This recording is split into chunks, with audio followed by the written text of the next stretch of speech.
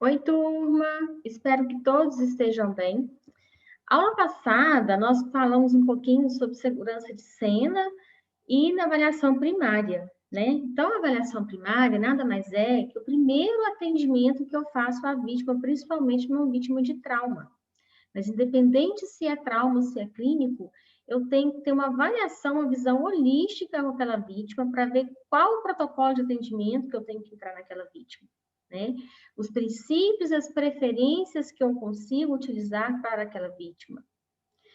E aí nós temos protocolos, né, que são os princípios do XABCDE, que é muito utilizado nas vítimas de traumas, que foi falado na aula passada, e vimos também que em vítimas clínicas, né, principalmente vítimas inconscientes, que pode estar evoluindo com uma parada cardiorrespiratória, nós teremos o CABD, correto? Então, hoje, nós vamos entrar na parte da avaliação secundária. Nós vamos dar continuidade nesse atendimento, tá? Então, eu cheguei na cena segura, com o uso do EPI adequado, eu avaliei a vítima, fiz aquele atendimento prévio, né? O CAB, foi uma vítima inconsciente, verifiquei se ela tinha pulso, né? Que o C é circulação, não tinha pulso, a vítima estava com evoluindo com uma parada cardiorrespiratória, iniciei as compressões torácicas, e aí eu fui para o A para a ventilação, né? E boa oxigenação e boa ventilação, que é a letra B, e eu vou dar continuidade nesse atendimento. Então, em clínico é CAB, em trauma é ABCD, que hoje é o XABCDE, correto? Nós vamos falar mais à frente melhor sobre o XABCDE para vocês memorizarem. Então, vamos lá. Na avaliação secundária, nada mais ela vai depender muito, né? Para me dar seguimento nesse atendimento, se vai ser uma vítima de trauma ou se uma vítima de clínica. Se for uma PCR, por exemplo, eu fiz o CAB, eu talvez não vou precisar de fazer aquele exame físico na vítima, né? Só que eu vou continuar verificando, monitorando aquela vítima, né, em múltiplos parâmetros, talvez, principalmente se for dentro de uma unidade intra-hospitalar, dentro de uma sala vermelha, dentro de uma UTI, vou dar continuidade ali. Geralmente, essa avaliação secundária, ela não vai muito dar uma grande continuidade numa PCR dentro de uma intra-hospitalar, se eu não já conhecer aquela vítima. Então, a avaliação secundária é aquela vítima que chega na unidade de saúde, por exemplo, ou dentro de um pronto-socorro, numa sala vermelha, que ninguém conhece essa vítima, ela não esteja internada. Então, eu preciso colher informações, preciso dar continuidade naquele atendimento para aquela vítima, né?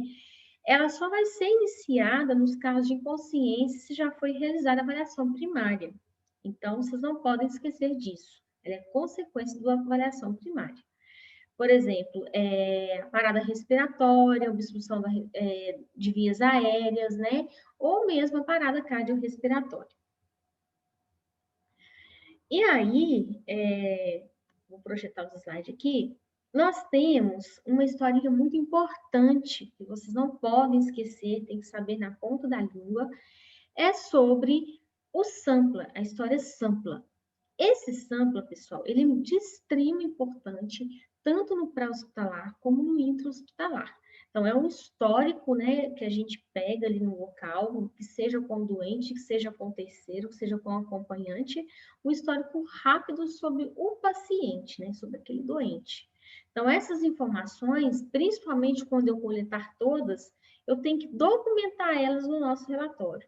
Então, nós técnicos de enfermagem, enfermeira, enfermagem no geral, ela tem que anotar, na admissão do paciente, por exemplo, numa sala vermelha, ela tem que adotar esse padrão dessa história sample para poder ela ter um respaldo, inclusive, até jurídico no prontuário, tá bom?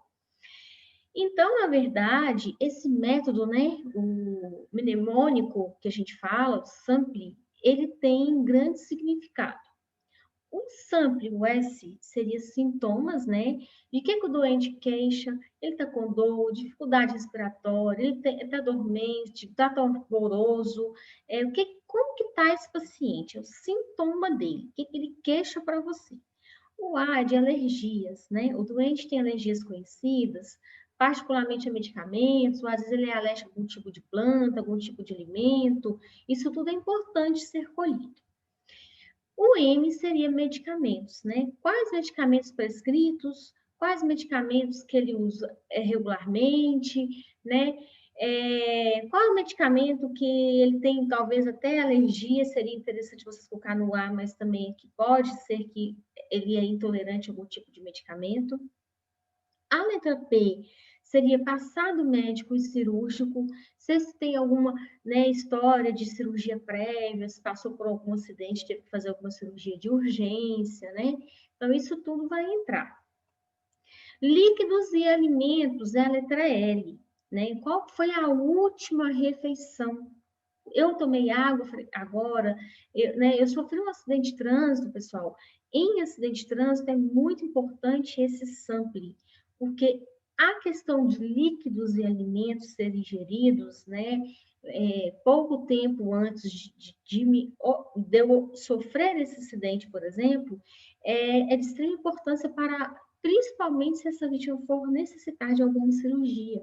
Ela tem que ir para o bloco cirúrgico, então, para o anestesista, essa informação é de extrema importância, até para ele ver como que ele vai trabalhar lá, porque tem um grande risco de broncoaspiração, né? Ele vai ter que ver a questão da sedação, se realmente é necessário, devido a essa alimentação, se pode aguardar 2, 3 horas para poder estar fazendo essa cirurgia.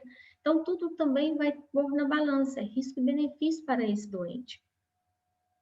E aí nós temos a letra E, né? Os eventos. Quais eventos precederam a lesão? O que ocorreu aquele acidente? Que trauma que foi? Foi afogamento? Foi um acidente de trânsito? Foi uma queda de altura? Né? Foi a exposição de algum produto químico, uma queimadura, um acidente de trabalho, por exemplo, né? Então, os eventos vai entrar tudo isso. Então, o sample ele vai entrar na avaliação secundária. A letrinha A, B, X, A, B, C, D, E e C, A, B na avaliação primária. Lembrando que, eu sempre digo, o Glasgow e o X, A, B, C, D, E, ele é dinâmico. Eu não paro de avaliar ele. Fiz tudo isso, eu tenho que estar sempre ali avaliando essa vítima, porque às vezes essa vítima, ela está bem, está no oxigênio, mas aí de repente ela pode se rebaixar, dependendo do que aconteceu, do grau, né, de lesão que ela cometeu, que ela sofreu, na verdade, e talvez até mesmo porque ela pode evoluir para uma parada cardíaca, aí eu tenho que dar sequência nisso aí, fazer o CAB, né? Então, na avaliação secundária, nós temos diferenças, tanto no trauma como nos problemas clínicos. No trauma, eu tenho que fazer um exame físico bem detalhado e dirigido da cabeça aos pés, que é céfalo-caudal. Eu tenho que verificar sinais e sintomas e eu tenho que obter o histórico do paciente, que é o SAMPLA. Nos problemas clínicos, vimos inclusive na avaliação primária que nós temos que obter o histórico do paciente, fazer o exame físico dirigido e verificar os sinais vitais. Então, na avaliação secundária, tem essa diferença em questão do trauma para o clínico, tá? É uma vítima que chegou, né, numa parada cardiorrespiratória na minha unidade de saúde, eu tenho que saber, né, que problema de saúde que ela tem, se ela faz uso de algum remédio, né, se ela fez uso de algum medicamento que desse alergia, tivesse evoluído por choque anafilático, então tem que investigar ali naquele primeiro momento a causa daquele problema que eu vou tratar.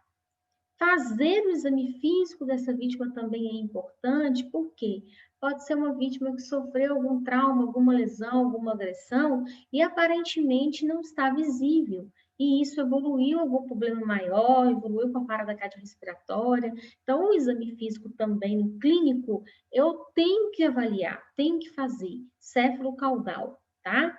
Da cabeça aos pés. A gente vai ver isso aqui no decorrer das aulas. E aí também é de extrema importância verificar os sinais vitais. No trauma não tenho que verificar os sinais vitais, então no clínico principalmente. Eu tenho que usar uma oximetria, eu tenho que verificar frequência cardíaca, pressão arterial, frequência respiratória. Então, isso tudo entra. Então, essas são as diferenças da avaliação secundária no trauma para o clínico.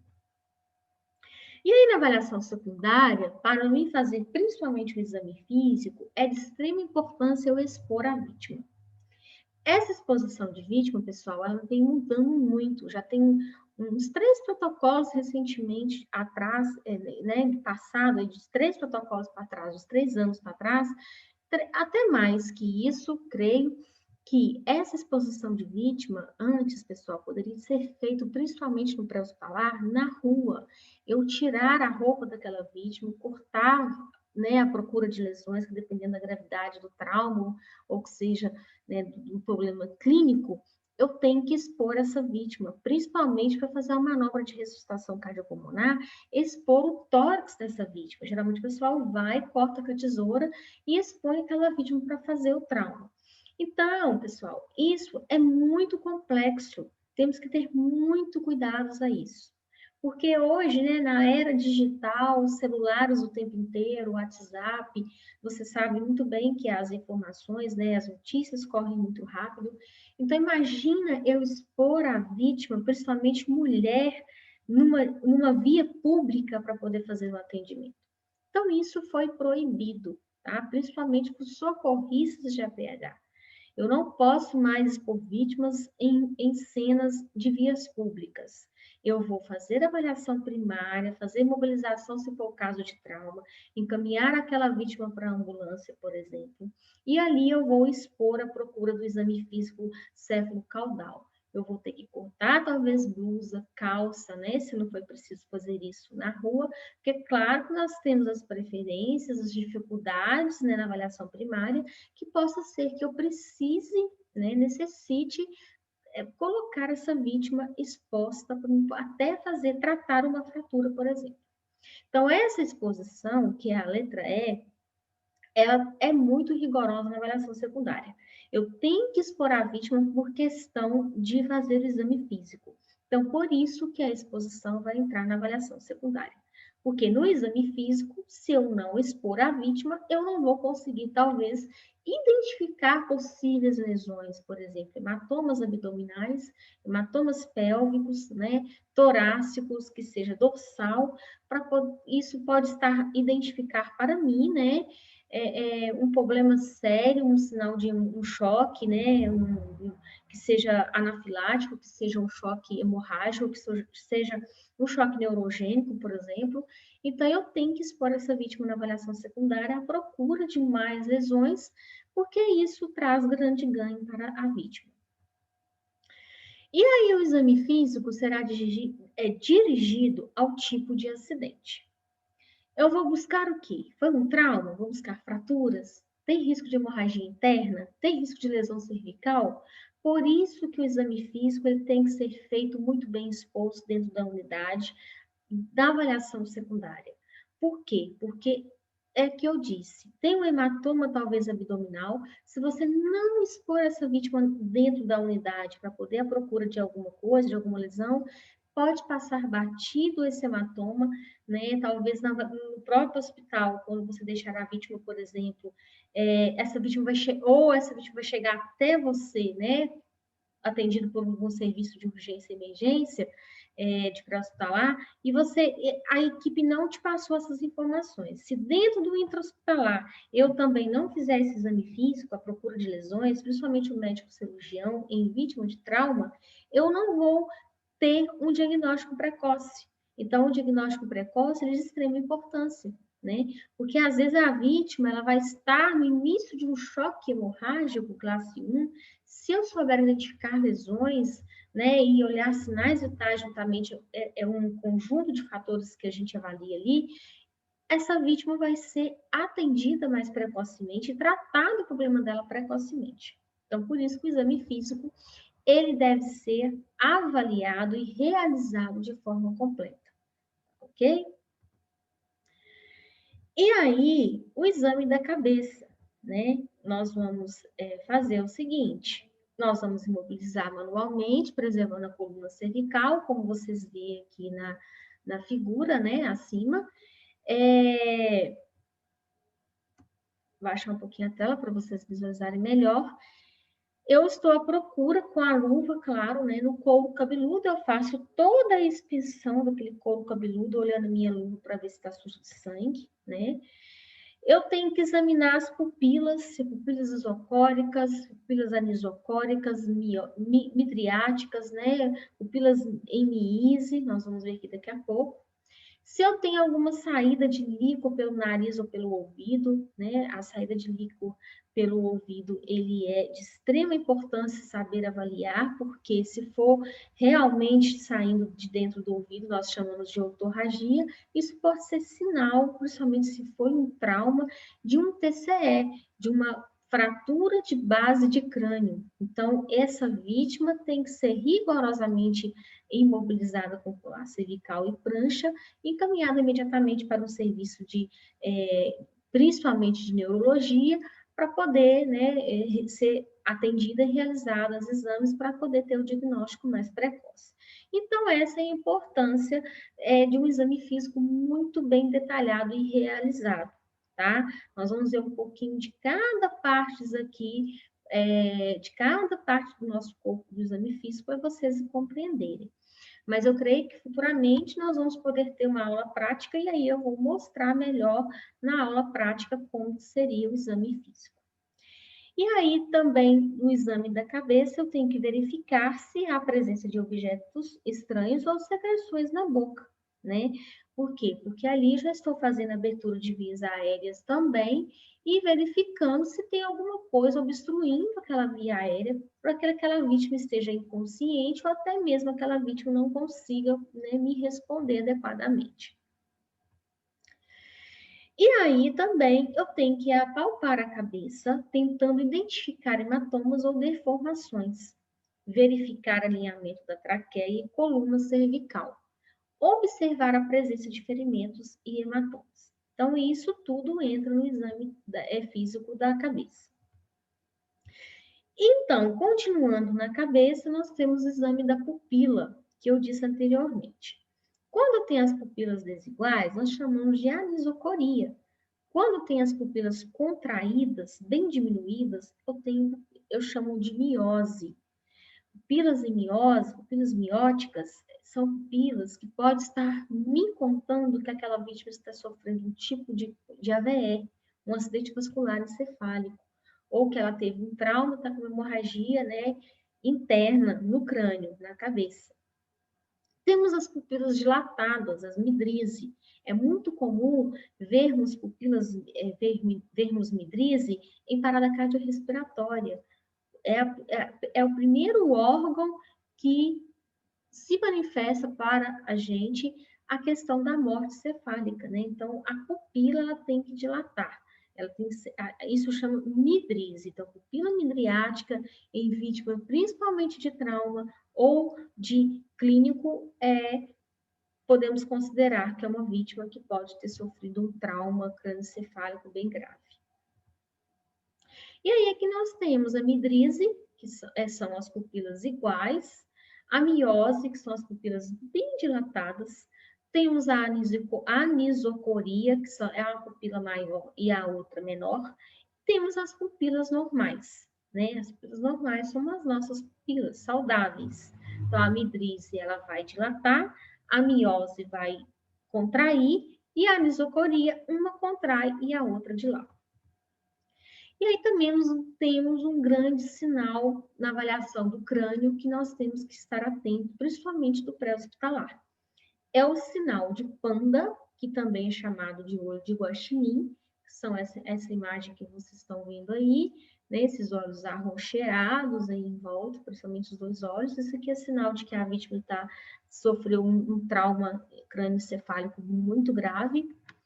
Temos também o sinal de Batley. Atrás da orelha, vocês verificam aqui na imagem que está avermelhado ou roxo, né? Com cianose. É muito comum dar roxidão atrás da orelha. E aí, esse sinal, ele é de extrema importância para ficar atentos à procura dele, porque isso aqui me identifica que essa vítima de trauma, principalmente de trauma, teve uma fratura de base de crânio. Consequentemente, se teve esse sinal de Butler, pode ser também que ela vai ter uma otorragia, sangramento pelo ouvido. Então, eu fiz o exame da cabeça completo, avaliei tudo, né? Palpei a face, verificando sinais de fratura, que é muito comum da fratura de mandíbula, principalmente acidente automobilístico. Eu vou para o tórax, né? Então, o exame do tórax, eu vou observar principalmente a expansão torácica. Se esse tórax está com movimento respiratório, se está expandindo dos dois lados, está iguais, simétricos. E aí, vou examinar o arco costal, né? Tentando identificar a fratura ou segmentos sólidos. Então, vou pegar desde aqui de cima da clavícula e vou apalpando, descendo, até eu conseguir apalpar a última vértebra da nossa costela. Então, os arcos intercostais têm que ser muito bem palpáveis. E aí, eu já vou partir para o abdômen, tá? Eu vou verificar a existência de nódulos, de hematomas, de ferimentos, de deformações, de rigidez, porque a rigidez pode estar me contando que essa vítima sofreu uma lesão interna no abdômen, né? E pode estar sofrendo uma hemorragia interna. Então, abdômen rígido, duro, né? Ali sem flexibilidade de movimento, isso pode estar me contando que é uma hemorragia interna. Dor intensa, principalmente quando eu vou fazer a palpação ali, a procura de nódulos ou hematomas e ferimentos. Então, esse é o exame físico do abdômen. E aí, eu vou para a pelve, né? A pelve, nós temos que tomar muito cuidado, porque é uma região que mais sangra no nosso corpo. Nós perdemos até 3.000 ml de sangue na pelve e é uma hemorragia maciça, né? Porque aqui na pelve é um grande concentrado, né, de vasos, é muito irrigado essa região, então eu tenho um grande risco de estar com uma hemorragia maciça, e isso aqui, essa hemorragia, se não for tratada precocemente, essa vítima vai evoluir para o choque hipovolêmico grau 5 e ela vai, talvez, até evoluir para óbito rapidamente. Então, o exame físico da pelve, principalmente em vítima de trauma, ele é extremamente importante, tá? Então, como que eu vou fazer esse exame na pelve? Eu vou fazer uma pressão moderada sobre o osso ilíaco. Na cintura da vítima, eu vou colocar as minhas duas mãos, vou pressionar para dentro, assim, fazer uma pressão, da mesma forma tentar ouvir, né, se eu tenho alguma crepitação, barulho de osso naquele local, ou uma rigidez, um rangido de osso, porque isso é sinal de fratura de pelve, tá? Principalmente se essa vítima sentir dor quando você fizer essa palpação, essa pressão para dentro. Então, essa é a palpação da nossa pelve. E aí, eu vou fazer o exame, né, dos membros inferiores. Eu vou verificar a presença de deformidades, né, das fraturas, de ferimentos ou hematomas. Vou verificar o pulso distal, verificar a perfusão capilar. Eu vou apertar a pontinha dos dedos, né, e vou verificar se essa perfusão está maior que 2. Quando eu aperto, fica vermelho. Se eu soltar, a cor voltar normal em menos que 2 segundos, quer dizer que essa perfusão está adequada dentro dos valores de parâmetros normais e a circulação está espontânea, né? Essa vítima não está com perda de alguma oxigenação ou não está com comprometimento de algum vaso, né? De alguma circulação. Se a vítima estiver consciente, devemos checar a resposta motora e a sensibilidade, tá? Fazer teste para ver se for um trauma, né? Principalmente se essa vítima bateu a cabeça, eu tenho que fazer teste no pé dessa vítima com uma caneta, que seja para ver se ela tem sensibilidade, se ela não perdeu isso, né? Resposta motora é pedir à vítima para fazer aquele movimento do joelho, né? Se ela consegue movimentar esse membro, mas se tiver suspeita de fratura, eu não posso pedir essa vítima para poder fazer para mim essa mobilização do membro. Então, principalmente se tiver fratura nesse membro, antes de fazer qualquer tipo de imobilização, eu tenho que atentar para isso tudo que eu disse, que é a verificação do pulso e da perfusão capilar. Porque se eu imobilizar o membro sem verificar pulso e perfusão capilar, talvez eu imobilizando sem verificar isso, depois isso vai vir a surgir e eu não vou saber como que estava esse membro anteriormente, antes, né, dessa imobilização feita. Então, essa avaliação de membros inferiores também é de extrema importância. E aí eu tenho também o exame dos membros superiores, que eu vou verificar também presença de deformidades, fraturas, né, ferimentos, hematomas. Eu tenho que verificar o pulso distal, tenho que verificar também, principalmente membros superiores, a perfusão capilar. E se a vítima estiver consciente, devemos também checar a resposta motora e a sensibilidade, né? Perguntar se tem algum tipo de formigamento nesse membro, se ela consegue abrir e fechar a mão, movimentar dedos normalmente, se tem alguma limitação. Então, isso tudo entra na avaliação secundária.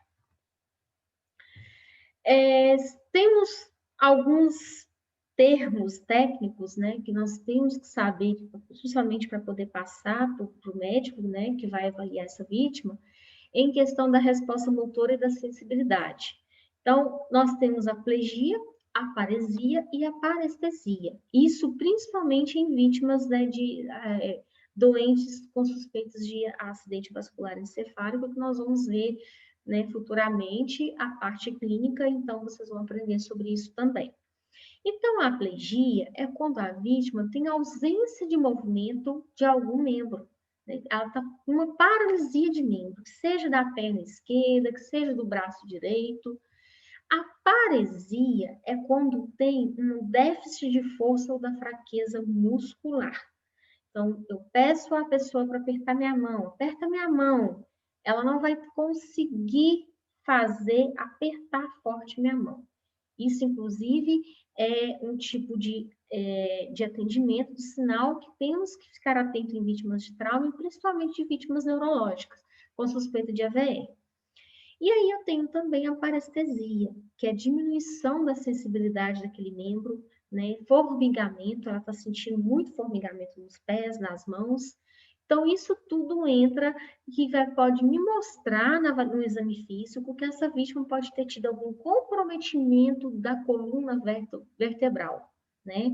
E talvez até mesmo, principalmente da parte da coluna da C1 até a C4, a parte da cervical. Então, é de extrema importância eu saber avaliar isso nesse exame físico, porque isso já vai me dar um norte, principalmente para o médico, para que tipo de exame que ele vai pedir, se é uma tomografia para ver se teve uma hemorragia cerebral, ou se é, né, um raio-x da coluna vertebral para ver se tem algum tipo de fratura, algum tipo de deslocamento de vértebra, que isso pode muito acontecer em acidente, principalmente automobilístico, né, acidente de trânsito. E aí, a plegia, paresia e parestesia é de extrema importância vocês saberem avaliar. Isso para a vida de vocês mesmos. E aí eu tenho o exame da coluna, né? Sabemos que a nossa coluna, ela é dividida em coluna cervical, torácica, lombar e pélvica. E aí ela deverá ser feita no momento de se realizar o movimento da vítima para a mobilização da prancha ou da maca. Então, na hora que eu vou fazer o rolamento dessa vítima, ela está dorsal, no chão, vou passar ela para a prancha em rolamento de 90 graus, porque às vezes eu preciso, o espaço ali é confinado, é um espaço, né, difícil de acesso para atender aquela vítima, eu preciso imobilizar, porque vítima de trauma tem que ser imobilizada, eu tenho que talvez pegar em bloco, né, com 3 ou mais socorristas, essa vítima para a prancha. Porém, se eu consigo fazer o enrolamento de 90 graus dessa vítima, eu já vou aproveitar para fazer o exame físico dessa coluna vertebral, né? Porque eu vou procurar, através da minha palpação, olhar visualmente ali aquele local, se tem hematomas, se tem escoriações, se tem edemas, né? Se tem alguma perfuração, o que talvez pode ter sido um ferimento por arma branca, por arma de fogo. Então, eu tenho que verificar nessa coluna vertebral existência de deformações, de ferimentos, de fratura, de hematomas. Então, na hora da imobilização, o rolamento de 90 graus é de extremamente importância por isso. Eu gosto de trabalhar com ele por esse motivo, porque eu já vou aproveitar, levantar a camisa do doente e voltar à procura de tudo isso, né?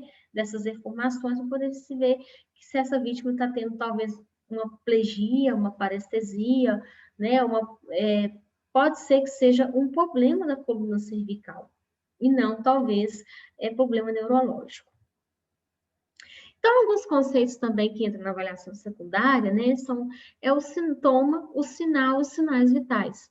Então, por quê? Porque isso tudo vai entrar na avaliação secundária. Eu vou avaliar sinais vitais, verificar com a vítima realmente o que ela está sentindo, isso dentro da ambulância ou dentro do intra-hospitalar, dentro da unidade, né, hospitalar mesmo.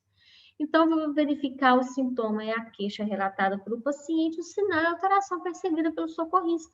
É um hematoma que ela está apresentando no abdômen, né? Ou é uma deformidade de membro inferior. Então, isso é o sinal. Então, esses 3 itens, conceitos, ele vai entrar na avaliação secundária.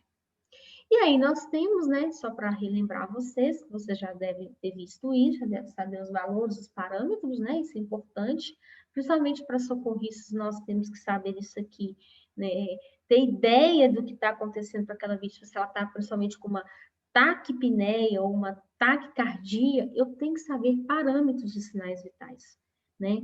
Então, o pulso, por exemplo, a frequência cardíaca, por exemplo, é o reflexo dos batimentos cardíacos. Então, na hora que eu vou avaliar ali, né, colocar a oximetria na avaliação secundária, verificar pulso, se aquele pulso está filiforme, se está cheio, né, se está um pulso rítmico, se está um pulso arrítmico, por exemplo, eu tenho também que contar esse pulso, saber valores reais de parâmetros normais desse pulso.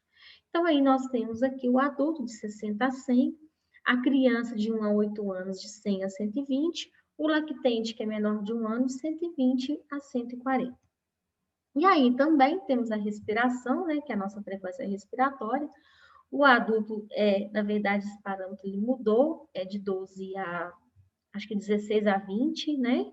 Aí tá 10 a 20, mas é porque é um parâmetro mais antigo, mas ainda tem algumas literaturas que mostram que de 12 a 20 é considerado parâmetros normais, tá? Inclusive no intra-hospitalar, principalmente em UTI, parâmetro de ventilação mecânica é muito comum estar de 10 até a 20. A criança de 1 a 8 anos, de 20 a 30, e lactentes de 30 a 40. E aí também podemos, talvez, avaliar a temperatura. No pré-hospitalar não é muito comum, no pré-hospitalar, na verdade, não é muito comum avaliarmos temperatura. Porém, pode ser que precise ser avaliado. Temos que ter um termômetro na unidade, porque principalmente se for uma vítima, né, em situação de rua, nós temos que saber avaliar isso, porque a hipotermia ela é muito grave.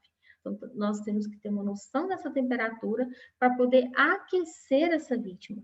E, inclusive, em questão de temperaturas elevadas, a hipertermia, que talvez eu já precise entrar com um analgésico, né, um antitérmico, para diminuir a temperatura daquela vítima. E aí nós temos referências, né, da temperatura.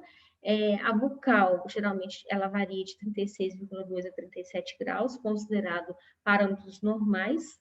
A retal, de 36,4 a 37,2 e a axilar de 36 a 37,5. Esse parâmetro também modificou, tá bom? 36 a 37,5. Acima de 37,5 é considerado uma temperatura elevada, uma hipertermia. E aí, aqui eu já falei, mas subnormal de 35 a 36, hipotermia de 34 a 34,9. Estado febril de 37,5 a 37,9, aqui já está atualizado. Febre de 38 a 38,9. Pirexia acima de 39 graus e a hiperpirexia de 39 a 41 graus.